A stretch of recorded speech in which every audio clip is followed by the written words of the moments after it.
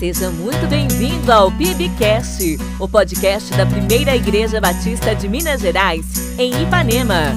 Aqui, fé, palavra e vida cristã se encontram. Prepare seu coração, o episódio de hoje já vai começar. Bom dia, queridos ouvintes, amados irmãos, estamos aqui na nossa Ipanema FM 87.9 para iniciarmos mais um PIBcast, o programa da Primeira Igreja Batista de Ipanema, Primeira Igreja Batista de Minas Gerais. Meu nome é Fernando, sou o pastor da igreja e estou acompanhado aqui do pastor Dito, que também é pastor da igreja, e do jovem seminarista Tiago. É com grande alegria que iniciamos este programa, são exatamente 8h01, e o meu desejo é que aquilo que vamos conversar hoje contribua para a sua edificação, para o seu crescimento espiritual. Vou pedir ao pastor Dito que dê o seu bom dia, a sua saudação aos nossos queridos ouvintes, pastor. Bom dia, querido amigo, que Deus abençoe sua vida e que esse programa seja uma bênção na sua vida, em nome de Jesus. Jovem Tiago, dê o seu bom dia aos nossos ouvintes. Bom dia, queridos ouvintes, inoxidáveis, queridos ouvintes, né? E aqui nossos queridos participantes também, né? Pastor Dito, pastor Fernando, inoxidáveis, colaboradores e parceiros aqui nessa caminhada do programa. Glória a Deus pelo inoxidável, queridos ouvintes, inoxidáveis. Ok. Tiago, você nem começou, mas a sua sopa já azedou. Prepare-se. Querido Urias, muito obrigado pela sua companhia, você tem sido uma bênção em nossa vida, que o Senhor continue te abençoando e te sustentando também. Pastor Dito, nós vamos começar hoje a falar sobre a ressurreição. Tiago, falaremos sobre ressurreição. Próximo fim de semana, nós estaremos celebrando a Páscoa, a nossa igreja em especial estará apresentando a cantata de Páscoa, que acontecerá no domingo à noite, no domingo dia 5 à noite, e no domingo de manhã, no domingo dia 5 pela manhã, teremos o culto da ressurreição, às 6h da manhã. Será um culto com uma dinâmica diferente, querido ouvinte. A nossa igreja tem por hábito, no domingo da ressurreição, fazer um culto especial. Começamos o culto às 6 da manhã, temos um momento de adoração, como se estivéssemos ali na beira do sepulcro, contemplando o Salvador vivo, não mais o Salvador morto. E para a glória de Deus, o nosso Salvador está vivo, não é isso, pastor Dito? Aleluia, glória a Deus. Inclusive, quando você estava falando aí, pastor Fernando, eu estou lembrando aqui de Paulo, escrevendo aos Coríntios, na primeira carta, capítulo 15, versículo 14. Se Cristo não ressuscitou, é vã a nossa pregação e é vã a fé que vocês têm. A ressurreição de Cristo, né, é o assunto mais importante do Evangelho. A ressurreição de Cristo é a vitória do Senhor sobre o pecado, sobre a morte, e na ressurreição de Cristo deve estar ancorada a nossa fé, de que também ressuscitaremos, né? Estaremos com Ele para sempre. Ouso dizer que se duvidarmos da ressurreição do Senhor Jesus, ou aqueles que não creem na ressurreição do Senhor Jesus, e quando eu falo da ressurreição, eu falo daqueles 40 dias que Ele andou, que Ele ainda se manifestou aos discípulos, que Ele conversou com Pedro. O túmulo vazio. O túmulo estava vazio, Maria estava ali, junto com algumas outras mulheres, e o próprio Pedro chegou lá e viu que o túmulo estava vazio. Quer dizer, esses 40 dias foram significativos, né? Exatamente. E sem essa ressurreição, sem essa fé nesse fato, no nosso caso, acreditamos naquilo que aconteceu, a história corrobora com isso, sem isso não teríamos um cristianismo vivo. E seria um vivo. Cristianismo sem esperança, né, pastor? Porque esse capítulo 15 aqui de 1 Coríntios fala sobre a ressurreição dos mortos, né? Dos crentes em Cristo Jesus. Então, Paulo começa dizendo: eu não quero que vocês vivam sem esperança como aqueles que não creem. É verdade. E ele começa a narrar sobre a ressurreição de Cristo. Então, para nós, o cristão, né, nós temos esperança, e a morte para nós não é o fim. Então, é um assunto assim formidável, e é o cerne da nossa fé, a base da nossa fé. Nós vamos conversar sobre isso hoje. Eu creio que vai dar pano para manga aí. É verdade, hoje e sexta-feira que vem. Lembrando, pastor, que nós falaremos sobre a ressurreição de Jesus daqui a pouco, mas a Páscoa que é o que celebramos, ela não tem a sua origem em Cristo. Jesus foi o Cordeiro Pascal, foi aquele que veio como substituto para nos salvar. Mas a Páscoa tem a sua origem lá atrás no Êxodo. Não é isso, Tiagão? Fala pra gente um pouco sobre isso aí. A Páscoa, né, e esse tema que nós trabalhamos nesse mês, ele, para mim também, a gente tem dois temas muito significantes, né, muito significativos, né, para nós. A Páscoa e o nascimento de Jesus, né, a morte e o nascimento. Então, Natal e Páscoa. Mas para mim, particularmente, né, a Páscoa ela é mais abrangente, ela é mais significativa. E é o que o pastor Fernando também disse, está lá em Êxodo 12, né, depois da nona praga, ali, do Senhor ali contra o povo, contra o Egito, Faraó. Antes da 10ª praga, o Senhor dá instrução a Moisés para que eles se preparassem, né, aquele momento que para eles aconteceria tanto quanto para os outros, mas que para eles não seria um momento de juízo, seria um momento de apontamento, né, o início da retirada literal deles ali do Egito, né, e caminho a Canaã. E o fato, como é narrado ali em Êxodo 12, ele é muito bonito, né, porque o Páscoa, né, passar por cima, né? Passover. Isso, eu não tenho essa capacidade. Não. Mas também gastei tudo aqui agora. Não, eu não gastei tudo aqui agora. Mas o momento em si, né, ele é muito, muito bonito, né, porque aquela preparação entre as famílias, né, do Cordeiro, cada um na sua família, celebrando e ao mesmo tempo, né, tendo a esperança alimentada de que naquele momento lá, de forma, obviamente ainda não suficiente, porque como você disse, o Cordeiro perfeito, né, Cristo haveria de vir, mas ali já era o prenúncio, o apontamento daquilo que seria a obra completa da redenção. É interessante você ter chamado a atenção para o passar sobre, né, porque literalmente o anjo da morte, essa foi a última praga, né, a morte dos primogênitos, o anjo da morte passaria sobre todo o Egito. Todo o Egito. Exatamente. Porém, e aí vem o que eu acho que é uma das coisas mais bonitas desse episódio e de toda o simbolismo que carrega a Páscoa, é o momento em que o anjo passa sobre as casas, mas identifica que em algumas, nos umbrais das portas, sim, estava a marca do sangue daquele cordeiro que havia sido imolado.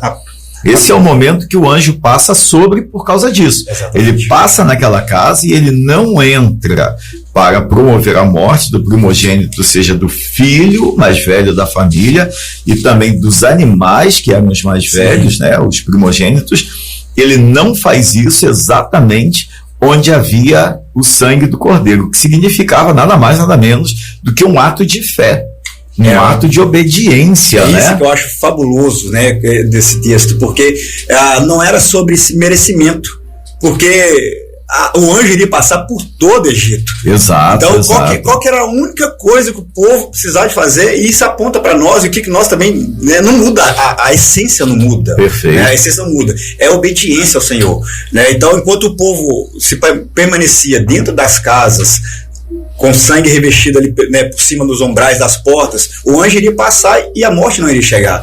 Nós, hoje, né, o sangue do Cordeiro, né, derramado na cruz do Calvário, quando nós estamos em obediência debaixo desse sangue, também somos, né, abençoados e temos agora em Cristo a salvação plena das nossas vidas. Eu quero aqui, antes de azedar a sua sopa, Tiago, abrir um leque muito importante, porque essa obediência, ela não é uma obediência restrita a esse ou aquele ato. Exatamente. Havia uma série de coisas que deveriam ser feitas exatamente como Deus havia orientado. Sim. O sangue tinha que ser passado nos umbrais da porta, na parte alta, não era na parte baixa.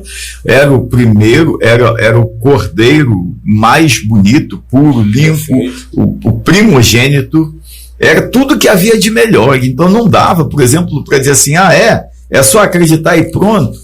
Então eu acredito, mata qualquer animal lá. Não era. Era um negócio muito mais detalhado, não é isso, pastor Dito? E dentro desses detalhes, né, que é riquíssimo a narração da Páscoa, eles tinham que comer esse cordeiro preparados para sair, né? porque era urgente a saída do povo, Deus já tinha colocado em mente libertá-lo. Então ele traz uma série de detalhes ali, olha, comam já vestidos para partir, ou seja, assim que obedecerem, eu vou libertar vocês. Então, a Páscoa é algo formidável, para mim é uma das histórias mais lindas da Bíblia, e o simbolismo todo aí apontando para Cristo, o sangue do Cordeiro que purifica, né, como o Tiago disse muito bem, não é merecimento, é a fé no sangue de Cristo. Então, quem não crê, né, vai sofrer a ira, né, do anjo destruidor aí, descrito na Páscoa. Então, é como se Deus olhasse para nós hoje e visse o sangue de Cristo sobre a nossa vida, né? É a lente de Deus que impede ele de nos fulminar, é o sangue de Cristo que está sobre a nossa vida. É interessante. Não é merecimento. É interessante eu falar isso, pastor. A lente de Deus, né? A maneira como Deus nos enxerga e nos vê, ela não é por nenhum ato isolado, humano, por nenhuma iniciativa, não é pela religião. Não. Há doutrinas religiosas por aí afora que propagam a ideia de que a religião é o caminho que leva a Deus. Não é. É o que chama a atenção de Deus. Pelo menos do ponto de vista bíblico, não. As pessoas, elas criam seus caminhos particulares, via de regra, para poder viver como querem. E é muito interessante, eu observo muitas expressões religiosas do nosso entorno e percebo que as práticas religiosas, elas têm até um teor de divindade, de sagrado, mas o caráter, os efeitos dessa prática religiosa, eles não extrapolam e não chegam ao coração humano. Eles não modificam a forma de olhar e de viver a vida. Exatamente. E os olhos de Deus para o povo no Egito era exatamente através do sangue do Cordeiro para levar o povo para uma condição de exclusivo serviço e adoração a Ele. Exatamente. Então, o mesmo sangue que pede o juízo, né, e esse sangue é recebido pela fé, eles têm que acreditar que aquele sangue vai protegê-los de verdade. Então, eu acredito que houveram alguns israelitas que não fizeram. Os assim egípcios, como tiveram alguns egípcios que fizeram. Alguns egípcios fizeram e foram no meio. Que coisa, né? Então, pastor? nem todo mundo creu na palavra, né? Então, aqui a fé está inferida aqui no texto, a necessidade da fé no sangue do Cordeiro. Só que as instruções fiquem preparados para sair, mostra que o mesmo sangue que liberta também nos torna exclusivos para Deus. Então, eu não estou libertando vocês só para vocês pararem de levar chicotada de Faraó, só para vocês pararem de ser escravos aqui.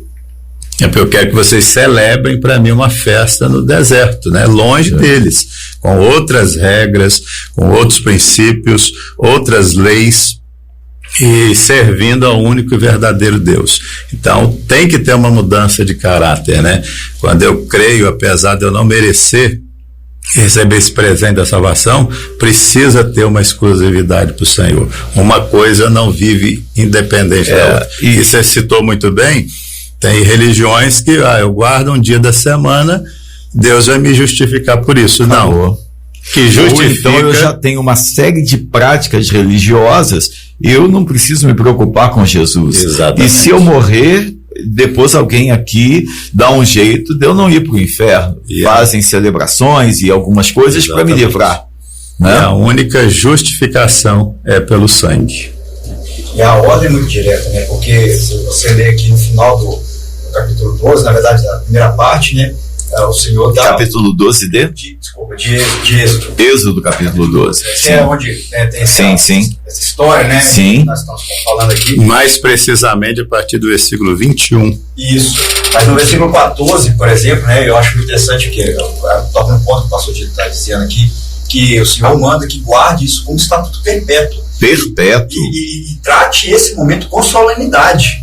Então, como vocês disseram aqui... Com muita reverência. E passe de geração em geração. Ou seja, né, é algo que tem que ser perpetuado para poder sempre trazer a memória, aí vem da nossa memorial, né? Exato, aí vem aí, aponta direto para a ceia do Senhor. Exatamente. Né? Todo domingo de ceia na nossa igreja, normalmente é o segundo domingo, excepcionalmente faremos a ceia no próximo domingo, que é o primeiro, por causa do culto da ressurreição, mas todo domingo de ceia nós temos exatamente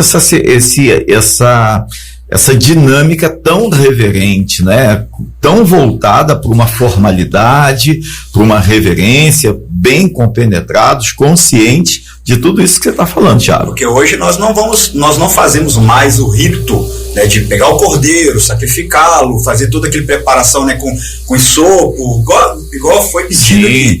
Mas ao mesmo tempo trazemos o princípio desse contexto. Perfeito, né? Então essa solenidade, né, e eu gosto muito, né, por exemplo, eu não sou uma pessoa que não me vejo bem de terno e gravata, vestimenta, mas eu vou muito naquilo que o senhor mesmo fala lá na igreja, quanto à questão do momento da ceia. Não é pela questão da vestimenta, mas é pela questão do entendimento. É um momento dos mais sagrados da vida da igreja. E aí, né, como o pastor Dito disse, né, muitas das vezes se perde essa essência da responsabilidade pelo preço que foi pago, derramado. O cordeiro, normalmente, via de regra, em todas as vezes, ele nunca tem culpa.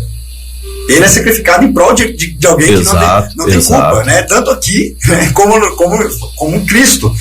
Então, assim, esse ato de me purificar, de me reverenciar, de ter uma solenidade no trato daquilo que eu vou fazer, é perfeito, porque eu tenho que ser assim mesmo, porque o máximo que eu faço para respeitar esse sacrifício, ainda assim é insuficiente. Uma coisa que me veio à mente enquanto você estava falando, e também o pastor Dito falou aqui ainda há pouco, é sobre o fato de que tanto o pastor Dito quanto o Tiago podem me ajudar com um comentário. É o fato de que o sangue, assim como ele tem um teor que eu vou chamar de absolvidor, teor absolvidor, que absorve, que absolve, que perdoa, tanto ele tem um teor perdoador, quanto ele tem um teor condenador. Sim. Porque onde havia a marca do sangue, o anjo da morte não passou. Onde não havia a marca do sangue, o anjo da morte levou o primogênito, a começar pela casa do próprio Faraó, que era, entre aspas, o grande Deus daquela época, ou pelo menos se sentia. E eu queria que vocês dois, né, não sei qual dos dois vai começar falando, talvez o pastor Dito comece, falasse um pouco sobre isso, pastor, esse outro lado, porque assim como o sangue nos purifica de todo pecado, nos perdoa, crer no sacrifício, hoje, para nós, crer no sacrifício de Jesus, que foi o Cordeiro Pascal, e para aquele povo que estava lá, sob domínio de Faraó no Egito, crer e obedecer, matando o cordeiro, pegando o sangue, marcando a porta, comendo o cordeiro, com ervas amargas, com um pão sem fermento, quer dizer, todo aquele simbolismo. E no meio da madrugada, o anjo da morte passa e o povo é ordenado a sair. Quer dizer, essa obediência vinculada ao sacrifício do cordeiro e ao sangue foi absolvidora. Absolveu, perdoou. Mas, para outros, ela foi condenatória. Ela literalmente os manteve debaixo de um juízo, assim como Faraó e todos que não creram, né? Isso nos remete a um dos princípios, né, do Evangelho, que é a fé no sangue de Jesus, a fé no sacrifício eficaz de Cristo. Há um hino que diz: há poder sim no sangue de Jesus, força sem igual, só no sangue de Jesus. Eu quero pegar emprestado. Lindo. Eu quero pegar emprestado aqui algumas palavras de João, né, o evangelista, no capítulo 1, versículo 29. No dia seguinte, João 1:29. No dia seguinte, vendo que Jesus vinha em sua direção, João disse: eis o Cordeiro de Deus. Que coisa linda, hein? Tira o pecado do mundo. João podia ter dito assim: esse aí é meu primo, gente, que está chegando aí, ó. A gente cresceu junto, jogou bola, brincou. Não. eis o Cordeiro de Deus que tira o pecado do mundo. Isso aqui é o suprassumo do Evangelho, né? Nossa Deus, suprassumo, hein, pastor? O senhor foi longe, hein? Gastei tudo também. Gastou tudo também, né? E aí, pastor, no capítulo 3, no versículo 16 em diante, né? Que todo mundo sabe de cor. Porque Deus amou o mundo de tal maneira que deu seu Filho unigênito, para que todo aquele que nele crê não pereça, mas tenha vida eterna. Porque Deus enviou o seu Filho ao mundo, não para que condenasse o mundo, mas que o mundo fosse salvo por ele. A intenção de Deus é salvar todo mundo, né? Agora, aqui que está o juízo do sangue de Cristo ou não. Versículo 18 do capítulo 3. Quem nele crê não é condenado. Mas o que não crê já está condenado, porque não crê no nome do unigênito Filho de Deus. Então, isso remete ao assunto anterior, não são obras. Não é uma vida religiosa, de regras, né? Algo... Eu faço tudo que a igreja manda. Isso, é fé no Filho. Todos os ritos desde que nasci. É fé no Filho, né? Fé no sangue do Cordeiro. E o fato de não crer já está condenado. Então, quando o anjo passa e vê algumas casas sem a marca, sem chance. Então, querido ouvinte, você precisa muito guardar isso. Independente da sua perspectiva religiosa, do seu credo de fé, quando nós queremos viver agradando a Deus e cumprindo a orientação de Deus, nós temos que ir à palavra de Deus. Temos que ter a base que Deus estabeleceu, que é a sua palavra. Às vezes, tradição e práticas religiosas e históricas, elas acabam sendo orientadoras para muita coisa, e isso é importante. Porém, determinante é a palavra de Deus. Por isso que para nós, a maioria dos evangélicos pensam e entendem que a Bíblia é a única regra de fé e prática. Esse é um aspecto determinante para a fé cristã, ter na palavra de Deus a sua única regra de fé e prática. Então, do que estamos falando aqui? Nós não estamos falando de doutrina desta ou daquela igreja, e nem estamos condenando esta ou aquela igreja. Nós estamos tomando por base a palavra de Deus. A palavra de Deus nos ensina exatamente como o pastor Dito acabou de sinalizar aqui, apontar. É por meio do sacrifício de Jesus. Quando nós olhamos na palavra de Deus e vemos lá no Êxodo, lá em Levítico, todas aquelas regras se cumprindo, e vemos principalmente no Êxodo, após as conversas de Moisés e Faraó, são fatos concretos, são fatos que são comprovados pela arqueologia e pela história, por escritores históricos. Quando vemos tudo isso se cumprindo, e chegando ao ápice com o sacrifício do Cordeiro, a marca do sangue nas portas, nos umbrais, o anjo da morte passando, o próprio Faraó sofrendo com a morte de seu filho, depois saindo atrás do povo, tentando reaver a situação, ele liberta o povo, ele deixa o povo embora. Agoniado, angustiado, vivendo o seu luto ali, ele deixa o povo embora. Depois ele, entre aspas, se arrepende e tenta reaver o povo. E aí já é tarde. Todo esse processo que a Bíblia nos mostra, ela sinaliza claramente o que acontece com quem obedece à palavra de Deus e quem não obedece. E quando eu digo palavra de Deus nesse momento, nesse caso, eu não estou me referindo só ao livro de Êxodo, por exemplo, a Bíblia Sagrada.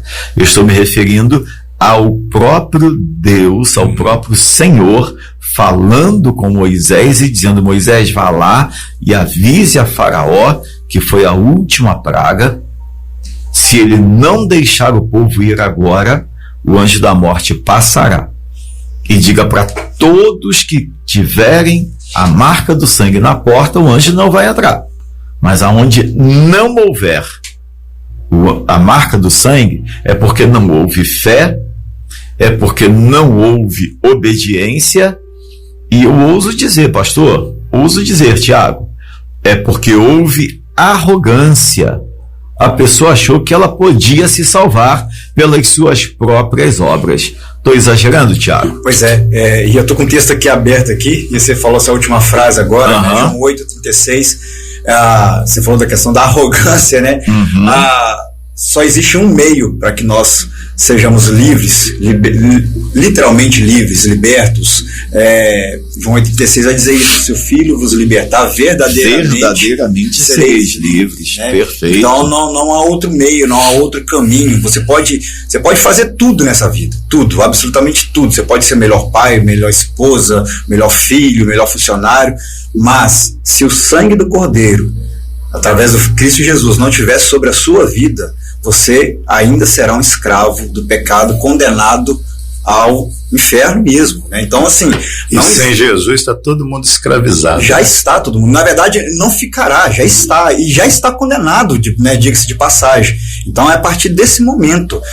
O povo ali, eles poderiam, no Egito, eles estavam ali vivendo a sua vida, obviamente, né, na pseudo... tranquilidade, porque eram escravos, e o texto de Êxodo vai narrar muito bem isso, que em alguns momentos eles têm saudade daquela velha vida, mas eram escravos. Então, assim, não existe liberdade nesse lugar, não existe salvação nesse contexto, só existe verdadeira liberdade, né, se houver o sacrifício, se alguém pagar o preço, e isso vem através de Cristo sobre as nossas vidas. É o único caminho. Agora, pastor Fernando e Tiago, a gente tem vivido há muito tempo, eu creio, dias de uma fé muito confusa, né? Muita gente enganada, auto-enganada. Muita gente enganada e enganando. E se enganando, porque não tem se enganando e enganando os outros. Porque não sabe o que é a fé verdadeira. Verdade.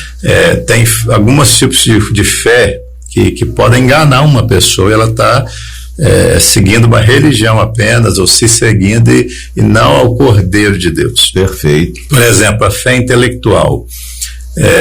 A Bíblia diz que até os demônios creem em Cristo e tremem. Eles se submetem. Eles fazem mais. Dá uma ordem e acabou. Eles fazem mais do que muita gente, né? Entre aspas, crentes. Porque não é só saber que Cristo existe, que ele dividiu a história. Isso é conhecimento intelectual. Isso até um ímpio pode estudar, acreditar e até ensinar. Essa fé não é salvadora.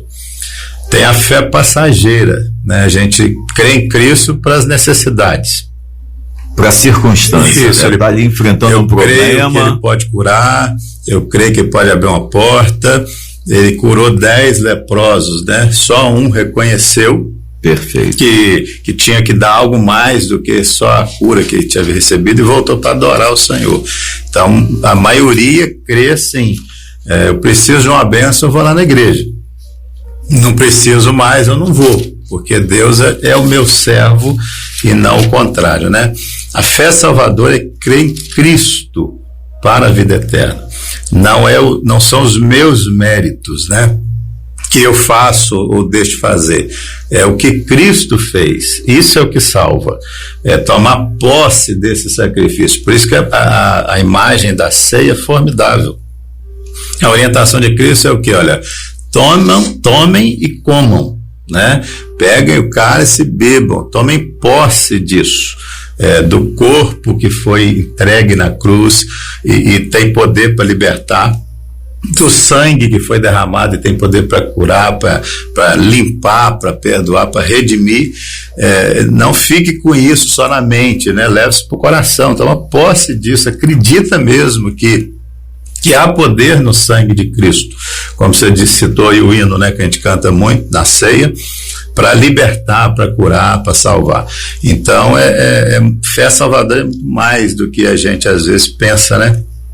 Mais profundo, mais complexo e libertador, como diz o Tiago. O que hoje me assusta, pastor, ainda dentro da sua fala, é que tem muita gente que prega ou que ensina sobre fé, mas a partir de uma perspectiva completamente antibíblica, oposta. Até usam, né? Como isso, ferramenta, né? Às vezes usam uma frase de efeito ou um princípio bíblico, mas são coisas que essas próprias pessoas não aplicam à sua própria vida.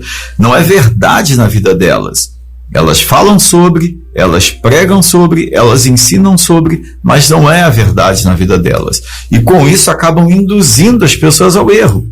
Então, é muito importante, como eu aprendi há muitos anos atrás, um pregador que, não vem ao caso agora citar o nome, pelo estilo de vida que ele tem hoje, eu acho que ele não merece ser citado. É melhor não.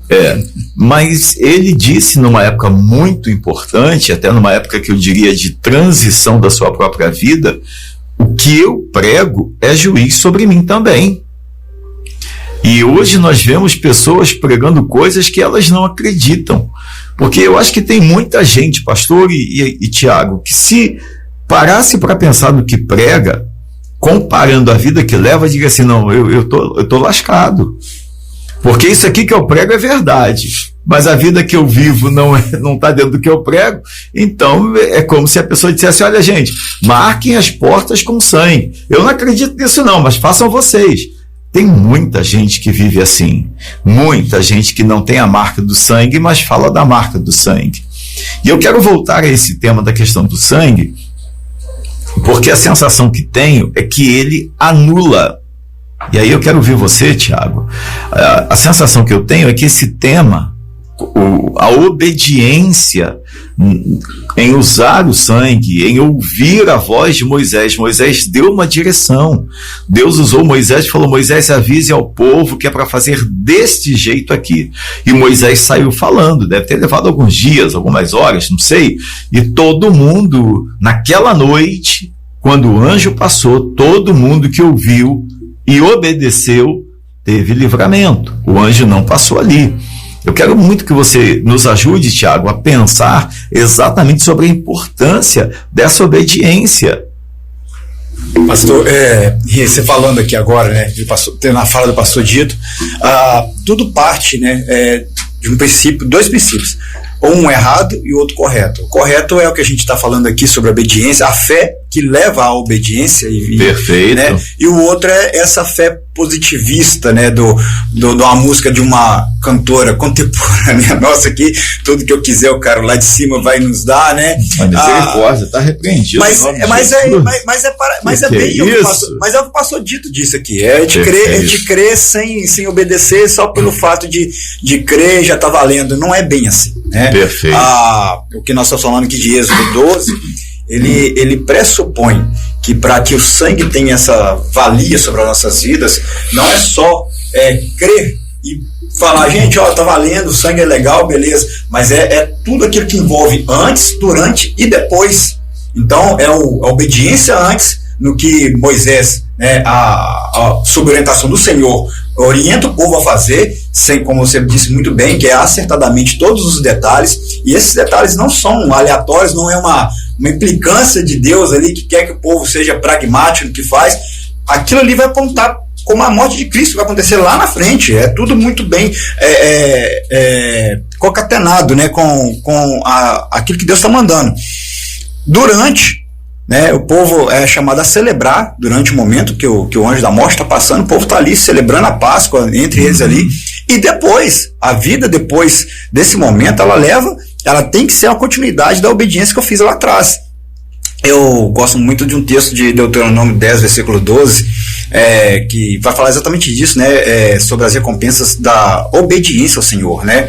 E ali é um texto que parece que não tem muito a ver, mas tem, porque está falando do povo na porta de Canaã, para entrar em Canaã. Perfeito. Né? Ali fala, né, o que o Senhor quer de Israel, né? Quer que tema o Senhor, ande nos seus caminhos, ame o Senhor e o sirva de todo o coração e toda a sua alma.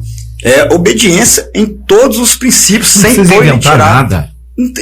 Você não precisa de dificultar o negócio, tá muito simples. Rapaz, é simples. Aí é que tá, Tiago, aí é que tá, pastor Dito. Uma vez eu ouvi uma pessoa dizendo exatamente isso. Era um psicólogo amigo falando que seguir a Cristo é fácil demais. É fácil demais. Mas para o orgulho humano é quase impossível. Exatamente. Torna-se quase impossível. E eu fechei com ele, era um grupo de amigos psicólogos batendo papo, trocando ideias sobre questões de comportamento, e a gente estava falando exatamente sobre isso. O orgulho nos faz dificultar o processo. O orgulho fez a gente construir a Torre de Babel.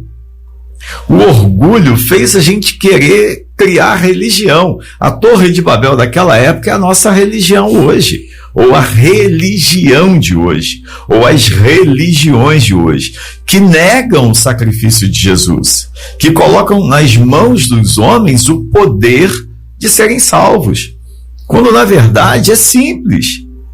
Naquela ocasião, que estamos nos referindo agora, na ocasião da Páscoa, né, do passar sobre, do livramento do jugo de Faraó, era só matar um cordeiro e passar o sangue na porta, sentar para jantar com a família e ouvir, o anjo passou.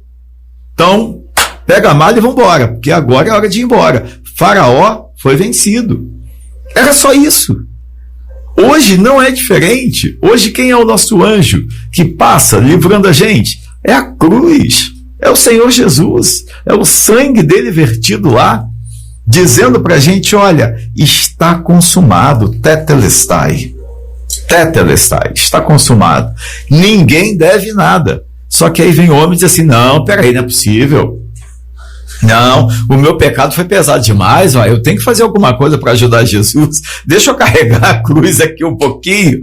Aí vem os gaiatos lá e põe até a rodinha na cruz, deixa eu carregar, deixa eu ajudar Jesus, mas aí eu vou aliviar um pouco. Quer dizer, e a gente começa a dificultar aquilo que era fácil. Gente do céu. E aí, pastor? E aí que o homem está acostumado a fazer, né, pastor? Eu sei fazer, né? O orgulho é isso. Eu não preciso de... É tão simples. O orgulho eu acho que não é eu sei, eu posso. Então, eu posso. Não preciso dele, eu posso. Tem que matar um cordeiro, tem que chamar os vizinhos, né, a família toda. Só isso parece fácil demais, né? Não pode ser tão simples sair do Egito, não. Exato. Eu teria que ter uma participação nisso aí.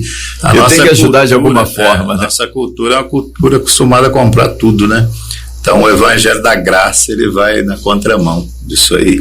O ser humano está acostumado a fazer do jeito dele, né? Então é uma proposta desafiadora, que torna o caminho simples mais difícil, mais complexo. Então, eu quero azedar a sopa aqui de vocês dois, mas também de todos os líderes que nos ouvem, e até a minha própria sopa. Será que os líderes não são, independente da perspectiva religiosa, será que os líderes, pessoas que estudaram teologia, que se formaram, estudaram filosofia e ampliaram seu conhecimento e aprofundaram seu conhecimento teológico, será que eles não são, será que nós, vamos colocar assim, será que nós não somos os principais responsáveis por essas heresias que tiram Cristo, tiram a cruz, tiram Jesus do centro e deixam tantas outras coisas ganhar sentido, ganhar força, como se o sacrifício de Jesus não fosse a referência? Porque sabemos, a Bíblia nos ensina que a única referência é o sacrifício do Cordeiro de Deus, que tirou o pecado do mundo. Será que não somos nós, líderes, os principais responsáveis? E aí, pastor? Com certeza, pastor, pesa sobre nossos ombros uma responsabilidade muito grande. Quarta-feira, falando lá na igreja sobre o rei Manassés, né? Um dos reis mais ímpios, que, no entanto, foi alcançado pela graça de Deus. Eu afirmei o seguinte: ninguém está tão longe da graça de Deus. Perfeito. Então, isso é evangelho, né? Um evangelho que ao mesmo tempo mostra que o ser humano está atolado no pecado. Foi a imagem que o Tiago colocou lá no sermão, que eu achei formidável, mas que pode ser alcançado pela graça do Senhor, desde que se arrependa, mude o seu caminho e volte-se para o Senhor. Então o que a gente vê é um evangelho destituído disso. Não se fala mais sobre céu e inferno, não se fala mais sobre a escravidão do pecado, não se fala mais sobre essa graça que transforma, que liberta, mas que também transforma, dá poder para vencer o pecado. Não se fala sobre Cristo, né? Cristo tá fora aí dos evangelhos, então, e ele é a raiz hermenêutica das Escrituras. Tudo tem que passar por Cristo e aponta para ele.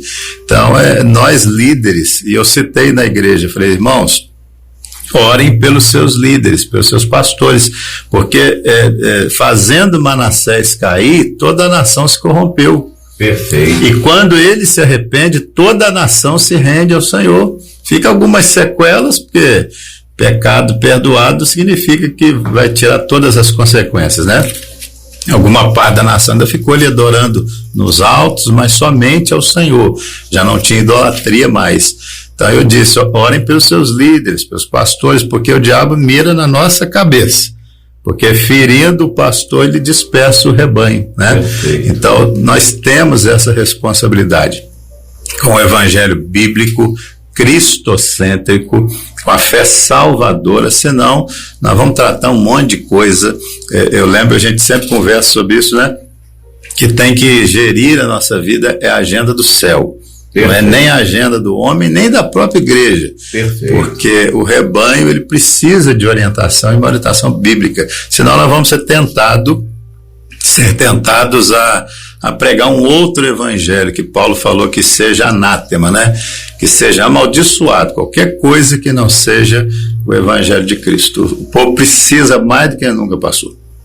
Eu creio que a gente está vivendo um Egito existencial hoje, institucional, e o povo está precisando ser liberto. E eu ouso dizer, muita gente dentro das igrejas, ouvindo um outro evangelho, precisam de libertação. E a única coisa que vai salvar essa geração é que os líderes apontem para Cristo, né? Então, um evangelho muito humanizado, né?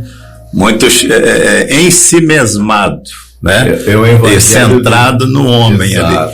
Então, a gente tem que apontar mais para Cristo. É um evangelho em que os líderes estão deixando de falar da obra de Cristo, deixando de condenar o pecado, deixando de falar da importância do sangue, da simplicidade da obediência, para dar vazão aos sentimentos humanos. Porque quanto mais as pessoas estiverem satisfeitas, em que pese o fato de que todas elas todos nós precisamos ser confrontados, doutrinados, disciplinados, mesmo assim, as pessoas estão assim, cada vez mais à vontade.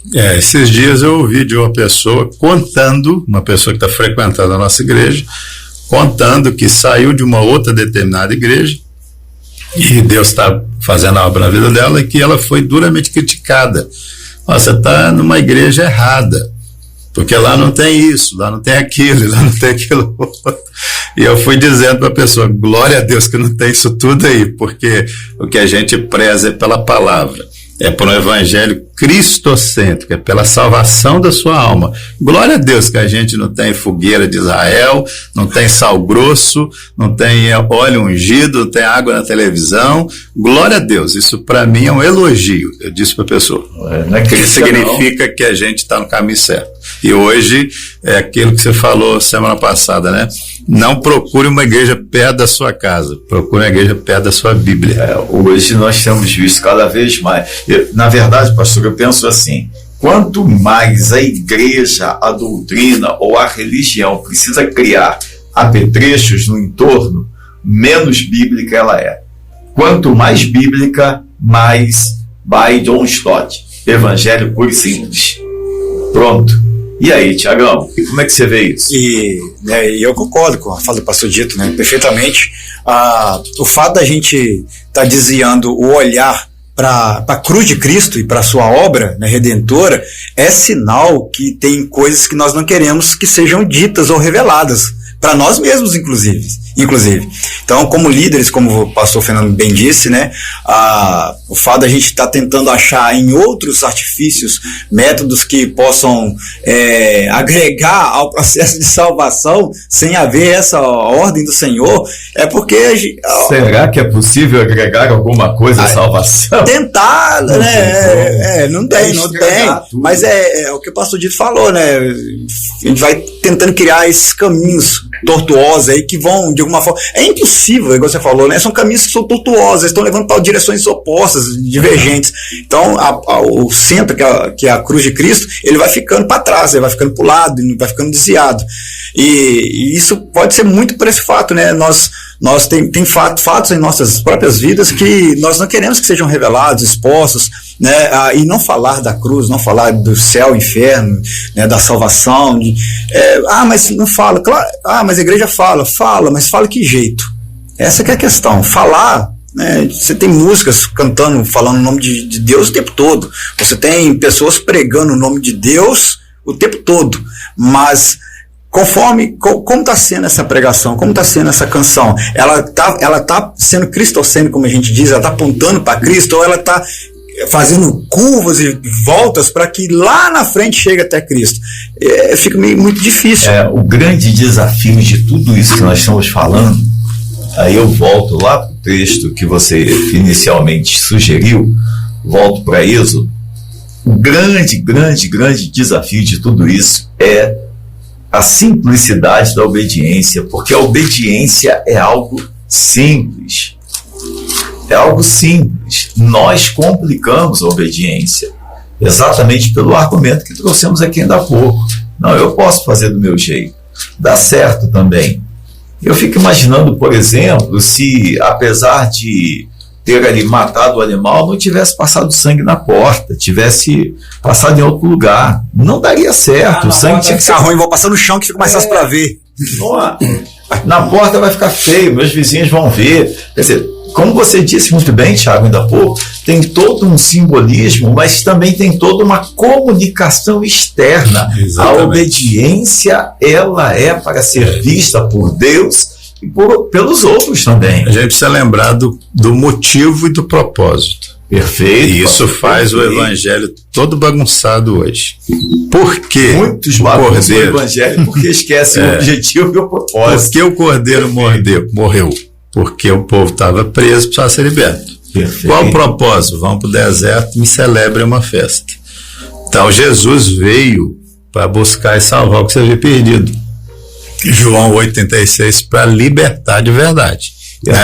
Eu até acrescento a ideia do propósito, não só o deserto, celebrar, não só para celebrar no deserto, celebrar no deserto e entrar em Canaã. Isso, o deserto é só um intermediário ali, né? Deveria ser uma passagem uma transição. De algumas semanas, de alguns meses. A ideia é que fosse um povo separado. Exatamente, exclusivo. E Pedro vai trazer isso à mente, né? Dizendo que nós somos sacerdócio real, nação santa, povo escolhido de Deus, para anunciar a grandeza daquele que nos tirou das trevas para sua maravilhosa luz. Então, motivo: estou lascado sem Cristo. Jesus veio, então, na minha vida, eu vivo exclusivamente para Ele. Então, não tem essa parafernália toda, né, que o povo coloca no Evangelho ali, acrescentando ou tirando, né, coisas do Evangelho, e que ilude o povo, e o povo fica cada vez mais preso. E é interessante a figura de Faraó aí nesse processo, né, que é o diabo. Está prefigurando o diabo aí. Ele atraindo para si uma adoração e impedindo a adoração ao Deus verdadeiro. Olha que coisa forte. E é o diabo que está por trás desse falso evangelho, né? Porque Faraó faz algumas propostas para Moisés. Depois que ele vê que não tem jeito de segurar o povo lá, se eu não deixar esse povo embora, até eu vou morrer. E ele faz o seguinte: olha, vocês podem ir, mas deixem as mulheres e as crianças, vai só os homens. Olha como que o diabo é esperto. Olha como o diabo é esperto. Sirva só você, sua família não precisa servir a Deus, não. A gente vê isso, infelizmente, hoje, né? Pai que não obriga filho para a igreja. Alguém me perguntou, até que ponto eu tenho que obrigar meu filho para a igreja? Eu falei, do jeito que você obriga ele a tomar remédio. Do jeito que você obriga ele a almoçar, jantar, ir para a escola. Obriga ele para a igreja. Quando ele crescer, se ele não quiser, for senhor de si, é problema seu. Peraí, né? Pastor Dito, deixa eu só fazer um parênteses e dizer aqui para os nossos ouvintes o que eu afirmo lá na igreja. O senhor já me ouviu falar, o Thiago também. Querido ouvinte, toda vez que você deixa seu filho por conta para fazer escolhas em relação à igreja e à vida religiosa que ele vai seguir, tenha certeza de uma coisa: o diabo vai apontar um caminho. Quem deve dar direção para o filho, para a família, direção espiritual, são os pais. Assim como o pastor Dito acabou de dizer, é o que você tem que fazer. Assim, da mesma forma que você, entre aspas, obriga seus filhos a se alimentar, tá doente, você obriga a tomar um remédio, tá sujo, chegou lá da rua agora, jogou bola, tá todo sujo, você obriga a tomar banho, tá na hora de dormir, você obriga ele a dormir, da mesma forma você deve, de maneira carinhosa, amorosa, e vou dizer mais, pastor, com exemplo, porque tem pai e mãe que não quer obrigar. É só mandar, né? Tem pai e mãe que não quer obrigar a filha a ir à igreja porque ele também não quer ir. Ele não quer ter compromisso com as coisas do céu. Pode continuar. E aí ele faz outras propostas, né? Vocês podem ir, mas deixem o rebanho para trás. Aí Moisés, poxa, o que nós vamos oferecer ao Senhor? Né? Como assim, uai? Nós temos que adorá-lo. E a gente tem o costume de adorar com sacrifício. O diabo quer que a gente até vá, mas não adore. Ou não sacrifique, né? Então, eu vou viver aquela religião falsa ali, superficial, que não me exige. Não me exige muito. Eu costumo dizer, eu vou criar meus deuses, a minha imagem, a minha semelhança, porque nenhum deles vai me confrontar, né? E Davi falou, né? Eu não vou oferecer nada para Deus que não me custe algo. Então, servir a Deus custa. Sacrifício, renúncia, etc. e tal. E ele faz uma proposta mais do que tentadora, né? Vão, mas não vão longe demais, não. Fiquem por aqui. É o laço do passarinheiro. Eu sou servo de Deus, mas estou preso naquele pecadinho ali. Há quem diga que o laço do passarinheiro era uma corda, né, uma linha que amarrava no pé do passarinho. O passarinho estava todo serelepe lá. Agora eu vou. Começava a voar. Quando o passarinheiro queria, puxava de volta. Quando achava que estava indo longe demais, trazia. Quando a pessoa não é liberta pelo sangue, é essa a verdade. A pessoa acha que está livre, mas não está. Está sempre preso ali a algum pecado, né? Então o sangue liberta de verdade. Aí Moisés diz, olha, nós vamos para o deserto, onde Deus mandou, e nenhuma unha vai ficar aqui. Não vai ficar nenhuma unha. Nenhuma unha. Então nós não vamos deixar nenhuma pega na mão do diabo. Quando Cristo liberta de verdade, pastor. É verdade. O sangue dele é eficaz, glória a Deus. É duradouro, é transformador e libertador. O crente, ele vai viver nesse corpo mortal, pecaminoso, tendencioso, mas a alma dele está lavada. E ele está liberto. Importante, pastor, depois que ele é liberto, ainda que a carne tente contra algumas coisas, tentando fazer o homem cair, a libertação que ele recebeu pelo poder que há no sangue de Jesus, ela dá a ele força para lutar contra o pecado.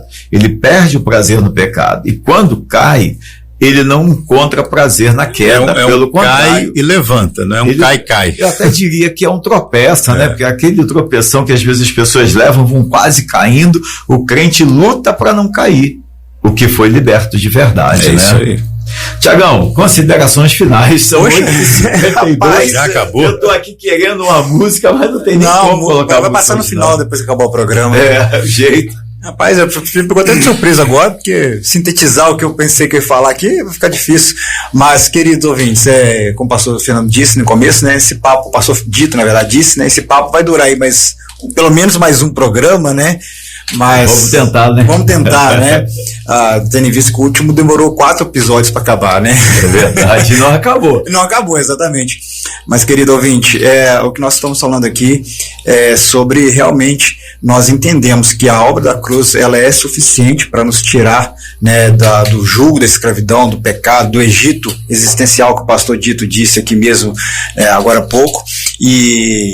Mas é preciso obedecer, é preciso ter fé, é preciso obedecer e fazer do jeito certo, né? Não podemos fazer do jeito que nós queremos, é do jeito que o Senhor, né, ordenou, e não há nenhum demérito e não há nenhum ônus nisso, pelo contrário, né, obedecer ao Senhor e deixar que, né, o sangue seja passado sobre as nossas vidas nos traz salvação, libertação, e realmente isso é algo preciosíssimo que o Senhor tem para as nossas vidas. Amém. Pastor Dito, suas considerações finais. Eu quero usar uma fala do Tiago, uma palavra: suficiência. A gente canta aquele maravilhosa graça, né? É suficiente para mim. Você não precisa de mais nada, querido, a não ser crer no sangue e obedecer. ao que o Senhor tem falado. É fé e obediência, é o nosso tema, né? Há muitos anos aí já. Estamos chegando ao fim do nosso programa, infelizmente passou muito rápido, e eu preciso compartilhar com vocês a nossa agenda. Este fim de semana nós temos ensaio do nosso coral, ensaio com uma dinâmica já mais aguda, apontando já para a nossa próximo fim de semana, que será a cantata de Páscoa. Então hoje e amanhã, ontem e hoje teremos ensaio, tivemos o ensaio ontem, vamos ter hoje também, ensaio do coral, logo mais às 18h30, o futebol no caminho, e temos judô e futebol hoje às 18h30, amanhã também às 7h30, futebol no caminho. No sábado teremos ensaio do louvor. Esse fim de semana nós não teremos culto jovem, Teremos um trabalho especial lá em Santo Antônio do Manhuaçu, a posse do nosso novo obreiro lá em Santo Antônio, na nossa congregação, no próximo amanhã às 7h da noite. Os 2 ônibus já estão lotados, glória a Deus, temos aí bastante gente para lotar a congregação lá. Domingo pela manhã, culto de louvor e adoração ao Senhor, o culto doutrinário de ensino da palavra. Domingo à noite, às 19h, culto de louvor, também adoração ao Senhor. Na próxima semana, a reta final da cantata de Páscoa. Todas as atividades regulares da igreja, porém, teremos ali alguns ensaios muito específicos, muito importantes para a cantata de Páscoa. Então, quero convidar a todos os nossos ouvintes a participar conosco. Próximo domingo, dia 5, às 19h, a nossa cantata de Páscoa. O tema é Em Memória. Será uma cantata muito bonita, com uma dinâmica muito edificante e abençoadora. Todos estão convidados a participar conosco. Pastor Dito, ore ao Senhor, agradecendo a Deus por essa oportunidade maravilhosa, e depois então eu impetro a bênção apostólica. Mandar um abraço pro pastor Hernandes. Bem lembrado. Tá ligado aí na programação. Querido amigo, pastor Hernandes. Aliás, pastor, vamos mandar um abraço pro Marcinho, lá na roça, pro Natal, pro nosso querido Fabrício, pro Danilão, e mais quem, pastor? O Roberto lá do AIS está sempre ligado, né? Exato, e vários outros amigos, e a todos os nossos ouvintes, em especial os membros da Igreja Batista de Ipanema. Glória a Deus pela sua audiência. Senhor, nós agradecemos por essa manhã tão especial, pelo tema, ó Deus, proposto aqui, a Páscoa. Ó Deus, a graça do Senhor derramada sobre a nossa vida através do sangue de Cristo Jesus. Obrigado porque este sangue nos liberta, nos purifica de todo pecado e de toda imundície. Obrigado, ó Pai, porque não é sobre o que fazemos ou deixamos de fazer, mas é sobre o que o Senhor fez por nós na cruz do Calvário. Deus. Se o Senhor não nos der mais nada, Pai, daqui para frente, não ficará devendo nada a nenhum de nós, porque o Senhor já fez o mais importante, o que mais precisávamos, ó Deus, de algo, ó Pai, que nos libertasse da escravidão do pecado. Glórias damos ao Senhor Jesus pelo sacrifício eficaz da cruz do Calvário, também pela sua ressurreição, que traz a nós, ó Deus, a esperança de um novo tempo, de uma nova nação celestial, onde estaremos com o Senhor por toda a eternidade. Rogamos ao Senhor que cada ouvinte seja alcançado por essa graça, que cada ouvinte creia de verdade no sangue de Jesus, se rendendo assim ao teu senhorio e à tua, ó Deus, salvação. Nós oramos agradecidos em nome de Jesus. Amém.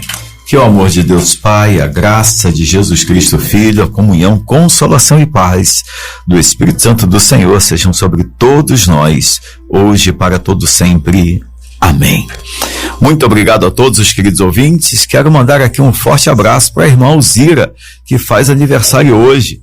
Que Deus te abençoe, minha querida irmã Alzira, e o irmão Eberton também, que está acompanhando. Eberton, um grande abraço para você, muito obrigado. Irmão Alzira, irmão Carlinhos, um forte abraço e meus parabéns, irmão Alzira. Queridos ouvintes, que Deus a todos abençoe, tenhamos todos um fim de semana na santa e gloriosa paz do Senhor, e na próxima sexta-feira estaremos juntos aqui para o nosso PIBcast.